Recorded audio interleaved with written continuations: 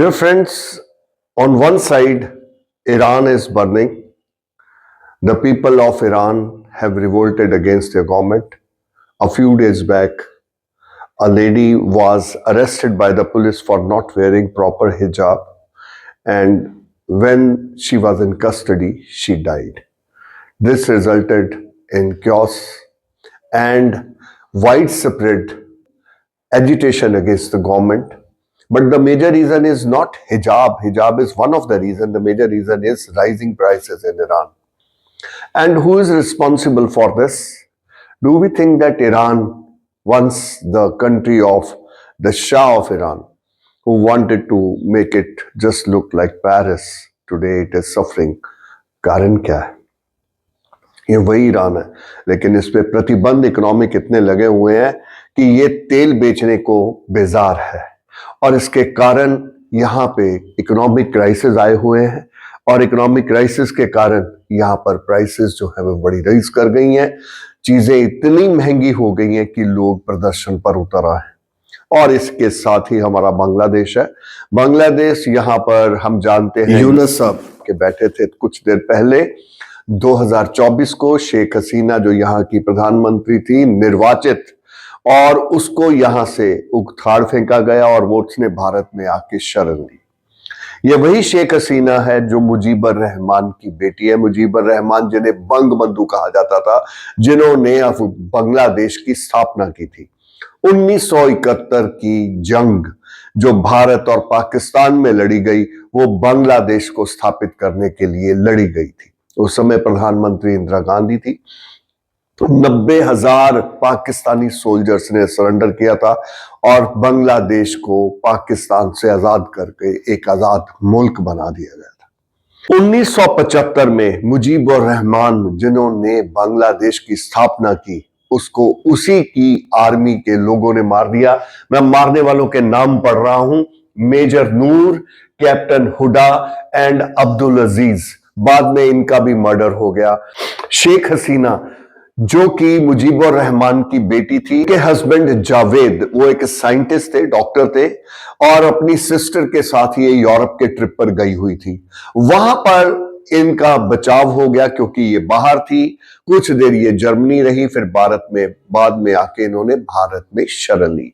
इंदिरा गांधी उस समय 1976 की बात है, इन्होंने भारत में शरण ली।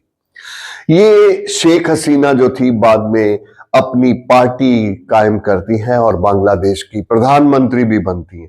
लेकिन इससे पहले हम वापस आए बांग्लादेश का सीन, जहां पे मुजीबुर रहमान का कत्ल कर दिया गया है और नई हुकूमत, आर्मी हुकूमत स्थापित कर दी गई है। आर्मी का एक नौजवान जियाउर रहमान जो उस कूप में शामिल था, कहा जाता है कि जब शेख मुजीबुर रहमान का कत्ल किया वो उस जुंटा में शामिल था। वो 1977 में बांग्लादेश का प्रेसिडेंट बनता है और 4 साल उसकी हुकूमत रहती। बाद में उनका भी मर्डर कर दिया जाता है। बांग्लादेश की जो स्थिति थी बड़ी अनसर्टन रही क्योंकि आर्मी ने इसके ऊपर कंट्रोल कर रखा था। और ये हमें नहीं भूलना चाहिए कि पाकिस्तान चाहे हार गया था, पाकिस्तान ने कबूल कर लिया था बांग्लादेश को एक सेपरेट नेशन, लेकिन उसने कभी भी बांग्लादेश में शांति नहीं होने दी। वो अपने आईएसआई के द्वारा या अपने तालिबान के द्वारा बांग्लादेश में अस्थिरता लाने के लिए हमेशा कोशिश करता रहा है।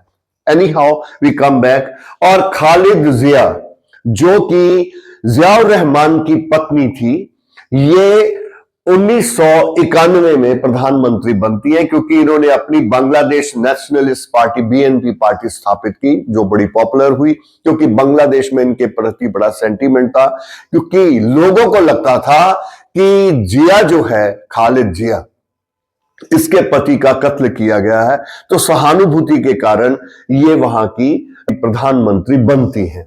ये मत भूलना कि जब ये बनती है तो उस समय आर्मी के खिलाफ बांग्लादेश में सैलाब आया हुआ था और उस समय भारत में रह रही हमारी शेख हसीना वो भी 1976 से 81 तक भारत में रहती है और वो भारत को छोड़ के 1981 में बांग्लादेश चली जाती है और इस प्रकार बांग्लादेश में प्रजातंत्र स्थापित होती है। जिया जो Khaleda Zia, she was the first women prime minister of Bangladesh, Muslim women. Otherwise, Benazir Bhutto is the first prime minister of women, prime minister of the world. But anyhow, we come back to the question. Khaleda Zia 5 साल हुकूमत करती है। 96 में वो हार जाती है, election होती है और शेख हसीना जो मुजीबर रहमान बंग बंधु की बेटी है वो पावर में आती है और इस प्रकार एक बार तख्ता पलट हो जाता है। और 2001 में दोबारा खालिद जिया है जो वो प्रेसिडेंट प्राइम मिनिस्टर बनती है, इलेक्शन जीत जाती है और 2006 तक वो रूल करती है। इसके बाद थोड़ी अस्थिरता रहती है और बाद में she becomes the prime minister in 2009। Sheikh Hasina 2009 में 3 साल के बाद दोबारा प्राइम मिनिस्टर बनती हैं और 2024 तक 15 साल तक ये वहां पे बांग्लादेश की प्राइम मिनिस्टर रहती है। दोनों में क्या फर्क है और भारत के इनके साथ कैसे संबंध रहे, मैं आपको ये थोड़ा सा बताना चाहता हूं। नंबर 1, जो खालिद जिया है, she is supported by China and Pakistan and she favour China and Pakistan. जो शेख हसीना है, शी फेवर्स इंडिया। और आप जानते ही हैं जब उसने शरण ली थी तब भी भारत में ली थी, इसलिए खालिद जो शेख हसीना है इसके साथ भारत की संबंध जो थे हमेशा अच्छे रहे। और जब खालिद जिया आती है तब संबंधों में हमेशा तनाव देखा जाता है। इस समय शेख हसीना जो थी वो रूल कर रही थी और जेन जी, हम जानते हैं एक नई कौम पैदा हो गई है जो कंप्यूटर चिल्ड्रन है। 1999 के बाद जो पैदा हुए उनको कंप्यूटर जेनजी कहा जाता है। इन्होंने वहां पे रेवोल्यूशन लाया और शेख हसीना को भागना पड़ा। आर्मी में इसने बड़ा रोल प्ले किया और यूनुस जो कि नोबेल लॉरेट हैं वो वापस आते हैं बांग्लादेश में और उनको प्रधानमंत्री नियुक्त कर दिया जाता। अभी इलेक्शन नहीं हुई, लेकिन अभी न्यूज में क्यों था, मैंने अभी कहा कि ईरान जल रहा है, बांग्लादेश में धुआं ही धुआं है। धुआं इसलिए, पता नहीं आगे क्या होने जा रहा है। और यूनुस के साथ साथ हमारे तारिक रहमान जो जिया खालिद के, जो जियाउर रहमान जो उस समय 1977 to 1981 was the president of Bangladesh, इनके बड़े बेटे हैं। ये 17 साल के वनवास के बाद बांग्लादेश लौटते हैं। पिछले हफ्ते की बात है, भव्य स्वागत होता है, सड़कों पे भीड़ उमड़ आती है और ऐसे लगता है कि आने वाले समय में यही देश के प्रधानमंत्री होंगे, क्योंकि फरवरी में इलेक्शन ड्यूज है। और ये इलेक्शन में अब क्या होता है कि हमारे जो यूनुस साहब हैं नोबेल लॉरेट, वो क्या रिएक्शन देते हैं ये भी देखने वाली बात होगी। खालिद जिया जिनको 2018 में शेख हसीना ने करप्शन मामले में जेल भेज दिया था, उसकी 30 दिसंबर को मौत हो गई। मृत्यु से पहले उनका बेटा तारिक रहमान बांग्लादेश आया और वो उनसे मिलता रहा हूं। वो दोनों मिले, हॉस्पिटल में थे, पहले इलाज के लिए ये बाहर भी गई थी, लंग्स की इनको प्रॉब्लम थी, बड़ी कोशिश की गई लेकिन बड़ी देर से ये वेंटिलेटर पर थी और 30 दिसंबर को इन्हें मृत घोषित कर दिया गया। दोस्तों, अगर कहीं बेटा 2-4 दिन बाद आता तो शायद परिस्थितियां और होती, क्योंकि इस समय सिंपैथी वेव जो है वो सारी तारिक रहमान के साथ है। खालिद जिया जो थी हमेशा ही चाइना और पाकिस्तान की फेवरेट रही। भारत के साथ इसके संबंध तब अच्छे नहीं रहे, लेकिन जब ये ऑपोजिशन में थी तब एक बार भारत में आई भी थी। तो भारत की नीति रही है कि जो पड़ोसी देश हैं इनके साथ बना के रखनी, और भारत हमेशा ही बड़े भाई की तरह सलूक करता है। हम जानते हैं श्रीलंका भी नाराज, मालदीव्स भी नाराज और इधर से हमारा बांग्लादेश, नेपाल और बर्मा, चारों तरफ इस समय अनबन चल रही है। लेकिन भारत बड़े भाई की तरह हर एक को ट्रीट करता है, जरूरत पर मदद भी देता है और जरूरत आने पर वहां पर जाता भी है।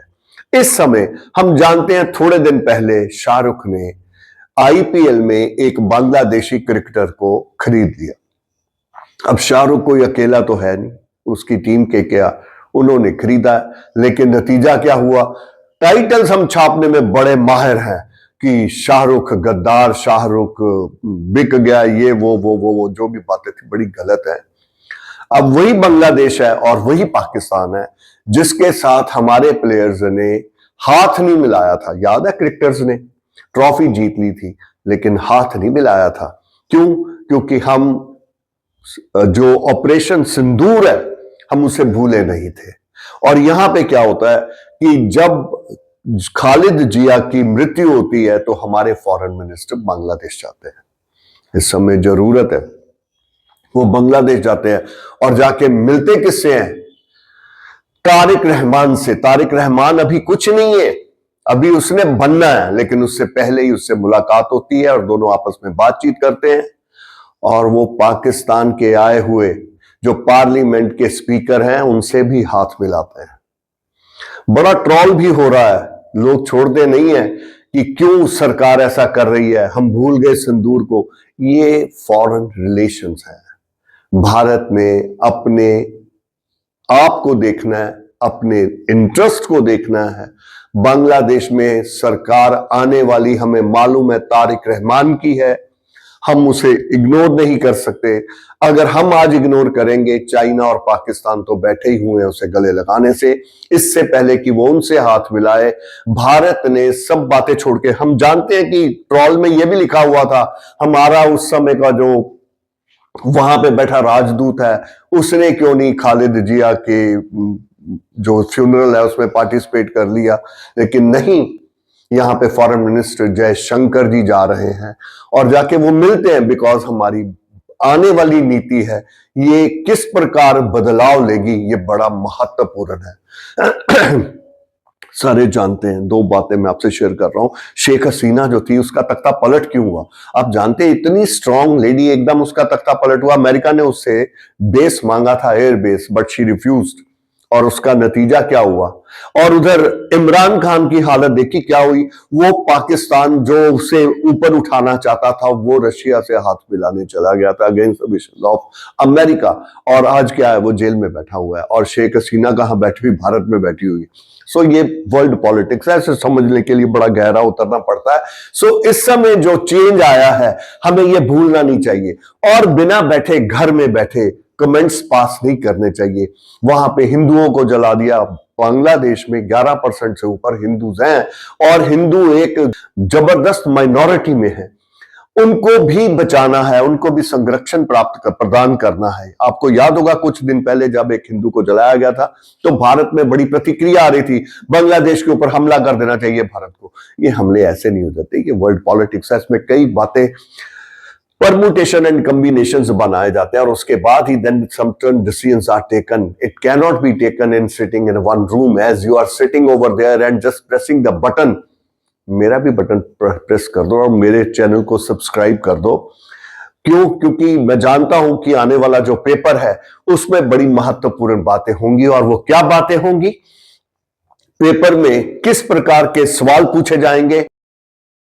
एग्जामिनेशन पॉइंट से बहुत से प्रश्न हैं जो एग्जाम में पूछे जा सकते हैं। एक तो बांग्लादेश भारत की बॉर्डर सिक्योरिटी, ये बहुत बड़ा इंपॉर्टेंट इशू है। जो बांग्लादेश में अभी हाल ही में बंगाल में इलेक्शंस का टाइम आ रहा है, तो अक्सर ये इल्ज़ाम लगाया जाता है कि बंगाल की जो सरकार है वो बांग्लादेशीज़ को भारत में आने देती है और बहुत से बांग्लादेशी भारत में आके बस गए हुए हैं और वहाँ नहीं, सारे भारत में बंगाल से फैल गए। दूसरा इशू है चाइना का interference, their interest in Bangladesh. और अरुणाचल प्रदेश की भी जैसे हमने बात की, वो पाक जो चाइना है वो इन 7 सिस्टर्स को भी अपने अंदर लेना चाहता है और कोई ना कोई बहाना बना के उनकी सोजरेनिटी जो है वो एक्सेप्ट नहीं करता। For these reasons the Farakka barrage जो 1975 में ये बिल्ड किया गया था और 1996 में देवगौड़ा की सरकार के समय फराका बैरेज का भारत का बांग्लादेश के साथ 30 साल के लिए समझौता हुआ था जो 2026 में ख़त्म होने जा रहा है। और इसमें दोनों देशों में ये वाटर जो है ये किस प्रकार शेयर किया जाए बंगाल और बांग्लादेश में और भारत या बांग्लादेश में, इसके बारे में ये फैसला हुआ था। अब ये ट्रीटी को दोबारा रिवाइज करना है तो भारत जो है अपना स्टांस थोड़ा जा सख्त करने जा रहा है। रीज़न बीइंग बांग्लादेश उसको हमेशा आंखें दिखाता आ रहा है। तो भारत की सरकार की कोशिश है कि बांग्लादेश की सरकार ऐसी आए जो भारत के प्रति नरम रवैया रखे और भारत के साथ मिलकर कार्य करे, ना कि पाकिस्तान के टेररिस्ट ग्रुप्स को और चाइना के इन्फ्लुएंस को आगे बढ़ावा दे। So these are the important rising questions which can be asked in the examination. Jaishankar's address in IIT Madras to the students and answering to the questions of the students, he very clearly specified Indians' foreign policy that India is very much interested in maintaining friendly relation with the neighboring countries. But when neighboring countries continue supporting the terrorism and terrorists, how can India continue with that policy? He is referring to Bangladesh. Bangladesh, Khalid Zia's son, Tariq Rahman, is going to be in power soon. And he has handed over the letter of Mr. Modi to Tariq Rahman, definitely the upcoming Prime Minister of Bangladesh. What happens to Muhammad Yunus, we do not know. But one thing is very much clear, he will be made president of Bangladesh. This is my assumption. I don't know how far it is true. But he cannot contest the elections, and nor he seems to be in mood, because he is also governed by foreign powers. And those foreign powers are playing their role in nominating and dominating the politics of Bangladesh. It is only India which is free from these dominance. Otherwise, look at Pakistan, Nepal, Sri Lanka, America, the big bully, and Britain, France, Germany. They all have something to say about one country or the other country. So those who are participating for the exams, those who are preparing for the examination, be clear in your mind about the world politics and the role the governments play, and especially the role of India, which is still free to dictate its terms. Not that way, not completely free. We have to listen to the dictates of big boss. We stopped our relations, we stopped purchasing oil from Iran and now from Russia because of certain bars imposed upon us. Don't forget that. So no country is free from foreign influences, but still we can dictate our term whenever it is required. Thank you. Thank you so much.